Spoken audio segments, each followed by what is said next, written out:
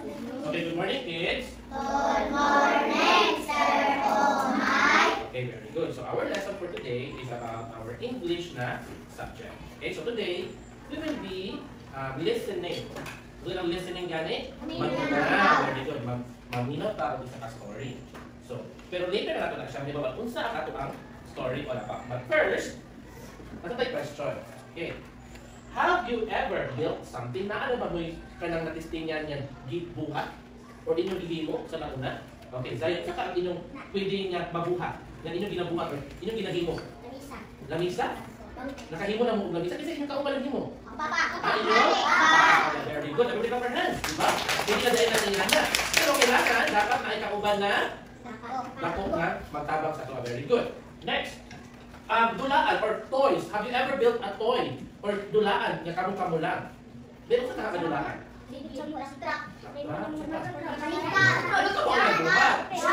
Okay, Barbie. Okay. For example, another example. What is this? Everybody can read. Very good. Diba, pwede naman kita maghimo ani? Okay. Unsa, what are the materials that we will use? Or unsa itong mga materials na dapat gamiton? Yes, James.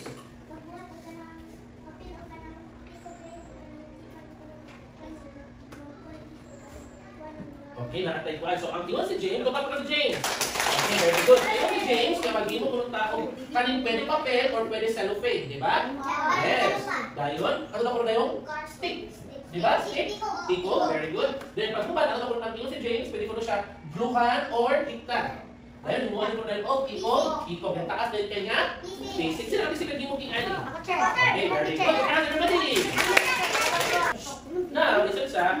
So, tanan-tanan ang artista nagbuhat o mga buhat. Okay. Next, kung naatay buhaton nga things, or if we will make things, atong siguraduhon nga ligon. Diba? Pagkan kailangan ligon ang isa kabutan? Yes, yan. Para dili magbuba diretso. Diba? Para ligon. Okay. So, ganahan mo mga ligon yung mga butan? Okay, very good. So, nalaki question. So, what's this? Very good. Okay, kubo, diba? Okay, sa ito we call this amakan. Diba? Kung saan yung amakan na balay? Okay, very good. Next, na yung kanin. Kaganina, amakan na mo siya. What is this? Kahoy. What is kahoy in English? Tree. Pagbuhit pa siya. Pero pag na-cut na ang tree, it starts with letter W. Ha? Wooden or wood. Very good. Let's clap our hands for ano. Okay, this one is a wooden nga balay. It's a wooden house. Hindi mo, gikan sa kahoy. Very good. And how about this one? Simento. Very good. So in English, we call that as concrete. Come on, okay? Okay, concrete. Okay, so naanatay, we have first, naatay, ito siya? Amakan. Okay, next. Amakan. Kaduha? Wooden. And lastly, we have concrete. Okay, so now, sa tulong kabalay, we have the amakan, the wooden, and the concrete. Sige, kani si amakan, kani si wooden, o kani po si concrete. Which of the three houses do you think is ligon or sturdy? Sa tulong kabuo, asa kahat sa houses ang ligon or pinaka-sturdy or durable? Kahoy. Isa na nun simento. Okay, no? So, daghan ang nagingon o simento or ang concrete niya, balay. Ano kaha na mas ligon or mas sturdy ang concrete na balay? Tungod sa simento. Okay, no? Now, I will show you pictures na posible na ito maagian sa ato ang story this morning. What is this picture? Okay, kanya kani.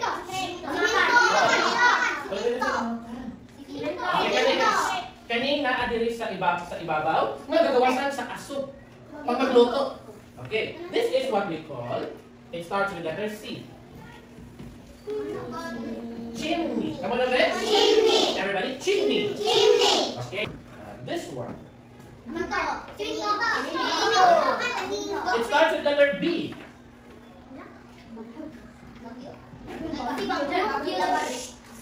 Bricks. Again?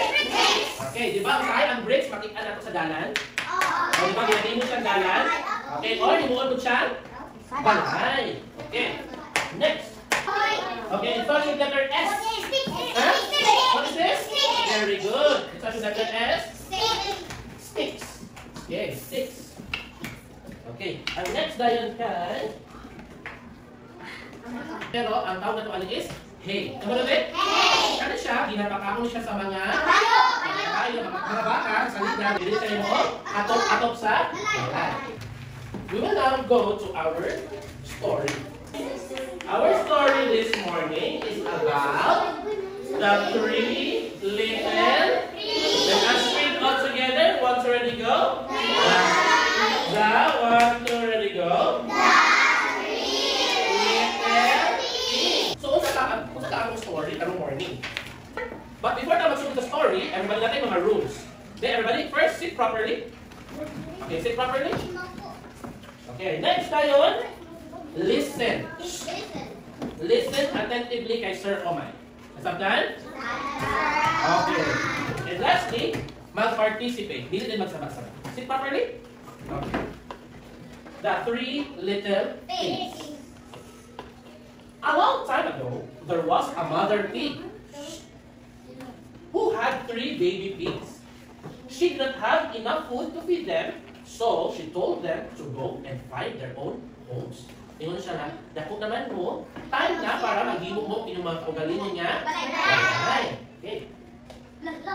The first baby, listen, the first baby was lazy. Lazy kung ang unang baby binitapunan. And he made his house out of hay for mga sagbot.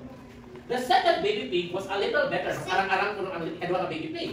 He made his house out of wood and sticks. They both finished quickly and played all day. Si una at si ikadwa na baby galit naman sa ilaang balay. Okay. The third baby pig was hard-working. Kanang kugihan. And he made his house out of bricks. Kuno ang iyang gigamit. So, mas dugay siya na kuman sa paghimo sa balay, pero mas lingkon ang iyang balay. The next day, a big bad wolf came to the forest where the pigs lived. He was very hungry. So hungry. And he wanted to eat the pigs. Gusto niya? Mga baboy. He saw the hay house and smelled the pig. Nakita niya itong balay niya hinimo sa hay. So he knocked out the door and said, little pig, let me in, let me in. But the little pig saw the wolf through the hole. Nakita niya ang big bad wolf. So he answered back, no, not my hairs on my chin. Then the wolf showed his teeth. So he said, then I'll huff and puff and blow your house down. Iyaguyog ang balay. Kusog kaayo nga, napalit ang balay ni baby pig. So he huffed and puffed and he blew the house down. The wolf opened his jaw very wide and bit down as hard as he could. But the first baby pig ran away. Nakatakas at first yung baby pig. Okay. Mano galing naguba ang balay ni baby pig? Iguyog sa big bad wolf. Blow. Very good. Next, the wolf followed him and saw the wood house and smelled the pigs inside. Pigs in simutan. So he asked the pig to let him in. So he knocked the door and said, little pig, let me in. But the little pig saw the wolf big ears through the keyhole. So they answered back, no, not by the hairs on my chin. Dayon, ang gibuhat sa wolf. Then the wolf showed his teeth and said, then I'll huff and puff and I'll blow your house down.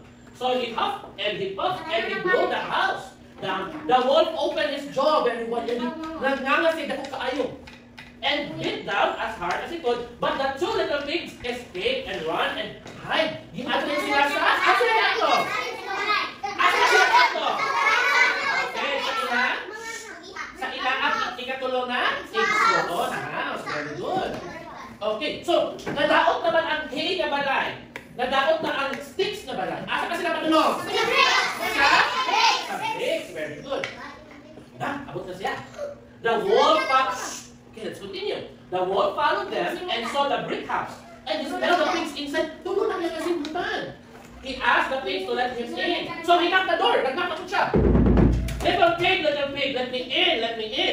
But the little pig saw the wolf big pigs ang ngipon. through the keyhole. So they answered, no, no, no, not by the hairs on my chin, chin, chin. Then the wolf showed his teeth and said, then I'll huff and puff and blow your house down. So he huffed and puffed and blow the house down. But he could not make the house fall down. Grabe niyang, huyog, ginupad ba ang balay? Wala. He was so tired. What's that tired? Gigaboy na siya. He could not huff anymore. Hindi na siya kahuyog. So he stopped. Gayon. Uy, wala ko galit. Uy, kabalo na tayo sa story. Ano sa galit niya? What is this? Jeremiah. What is this? Chimney. Okay. Gayon. Okay. The wolf. Okay, mag-continue na ta. The wolf thought of another way to get in. Nakita siya under the agian. Okay. He climbed up the tree and went to the roof. He saw the chimney and wanted to go down in. Okay. Okay. Padayo na ta. Okay. But the three pigs was marked right ang tulong ang ikatulong ang pig. And he made a fire in the fireplace. The wolf did not see the fire or the water. He went down to the chimney, but he fell. Nahulog siya sa? Okay. The water was very hot. Init kayo ang water. And it burned him and jumped out of the chimney and ran away. And he never had back. Di ba pa sa ang big bad wolf? Ano ka, hindi na siya bumalik? Kaya, nasatisfied siya. Okay. Question number 1. What material did the first little pig use to build in his house? A. Bricks. B. Sticks. C. Straw. D. Mud. Okay. Number 2. Why did the wolf blow down the houses of the first 2 pigs? Ngano kunong gipatumba ni wolf ang balay atong mga baboy? A. He wanted to play with them. Gusto siya makidula. B. He wanted to eat them. C. He was testing their testingan ang ilang puso. O letter D. He was angry with them. The correct answer is? The correct answer is letter D. Yay! Gusto ka una ni wolf ang? Question number 3. What happened to the third little pig's house? Ano ka na nahitabo sa ikatulong na balay? A. It collapsed immediately. Nahumok ko ng direkso. B. It shook a little but stayed strong. B. Ukur naman pero likod na kaayo. C. The wolf destroyed it with hammer. Yan ang giguba gamit ang hammer or martilyo. O letter D. The pig ran away. Nagdagan mo ang baboy. The correct answer is? B. Letter B. Wala nadakot ang balay sa ikatulungan? Big baboy. Fourth question. How did the third pig finally get rid of the wolf? Yung sa kuno pagpalayas sa ikatulungan baboy sa wolf. A. He tricked the wolf into a trap. Yan ang gitrap ang wolf. B. He scared the wolf away by roaring. Yan ang gihadlok ang wolf. Kaya roar mo siya like roar. Anak ko natin. C. He called another animals for help. Nagpatabang mo siya sa other animals. O letter D. He gave the wolf food for him. The correct answer is?